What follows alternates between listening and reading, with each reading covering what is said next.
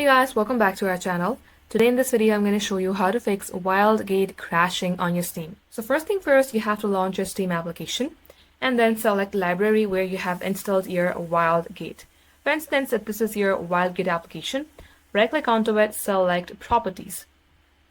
In here, you will see general, click onto it and under launch options and type in --use all available cores.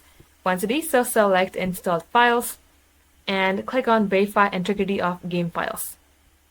Wait for this to load, and once this is completed, head over to updates. Make sure under automatic updates, immediately download updates is selected. Close this. Now head over to your device manager. Here also you'll have to select this display adapters. Right click onto the display that you are using, select update drivers, search automatically and then close. Now see if this fixes your problem. If it's still not working, then the only way you can fix your problem is by uninstalling your Wildgate. For that, right click onto it, hover your mouse onto manage, select uninstall. Once it is so, reinstall it and this shall definitely fix the problem.